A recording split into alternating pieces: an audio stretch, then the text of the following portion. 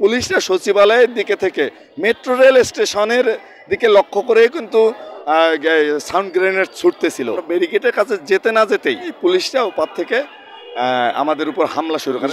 ছাত্র জোটের সমন্বয়ক দিলীপ রায়কে খুব পরিকল্পিতভাবে তারা ঘেরাও করে নিয়ে ব্যাপক মারধর করে, রক্তাক্ত করে। আমাদের আজকে যে টিএনজেড গ্রুপের দুটি কারখানা আপনারা জানেন যে অ্যাপারেল প্লাস ইকো লিমিটেড এবং টিএনজেড অ্যাপারেলস যে শ্রমিকদের আমরা গতকালকে যখন মালিক পক্ষ এবং সরকার পক্ষ যৌথভাবে আমাদের সাথে নানাভাবে শ্রমিকদের সাথে টালবাহানা শুরু করলো, আমাদের সাথে মিটিং করার কথা বলে সারাদিনে গতকালকে মিটিং করে নেবে, আমাদের কোনো কিছু জানায়ও নাই।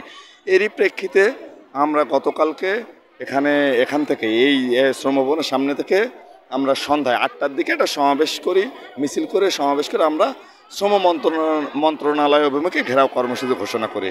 আমাদের ঘোষণা অনুযায়ী আমরা 12:15টার দিকে আমরা এখান থেকে মিছিল বের করি। মিছিলটা খুবই শান্তিপূর্ণ ছিল এবং আমাদের শ্রমিকদের চাওয়া ছিল যে আমরা গেলে মন্ত্রণালয়ের দায়িত্বশীল লোকজন, দায়িত্বশীল কর্তা ব্যক্তিরা যেন এসে আমাদের সাথে কথা বলেন, কি আমাদের বিষয়ে তারা সিদ্ধান্ত নেয়। কিন্তু আমরা দেখলাম যে যখন আমরা জাস্ট হলো যে সচিবালয়ের যে গেট সেখানে আমরা ঢুকতেছিলাম, সেখানে পুলিশ ব্যারিকেড দিয়ে রাখছে।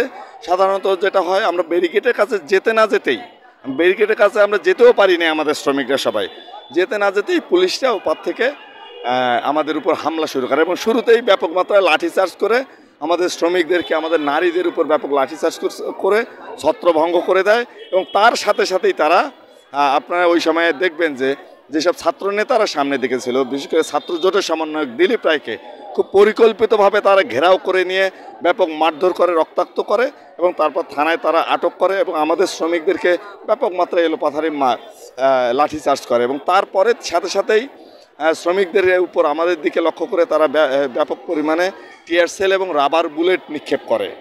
আমরা একটা জিনিস কিন্তু দেখেছি, এটা আমাদের বিরুদ্ধে অভিযোগ করা হয়েছে, শ্রমিকরা ভাঙচুর করেছে। আমরা ভাঙচুর করে বরং একটা বিষয় আপনার মিডিয়ার মাধ্যমেও দেখবেন, বরং পুলিশরা সচিবালয়ের দিকে থেকে মেট্রো রেল স্টেশনের দিকে লক্ষ্য করে কিন্তু সাউন্ড গ্রেনেড ছুটতেছিল।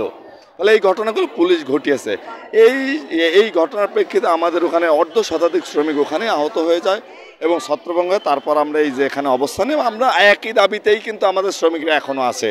আমাদের যে দাবি, আমাদের বকেয়া পাওনা 2 মাসের 3 মাসের যে বকেয়া পাওনা এবং ঈদ বোনাস না দিলে আমাদের আন্দোলন থামবে না। এবং আমরা সেই ইফতারের পরে ইফতারের পরে একটা প্রেস কনফারেন্সও আজকে করবো আমাদের পরবর্তী কর্মসূচি নিয়ে।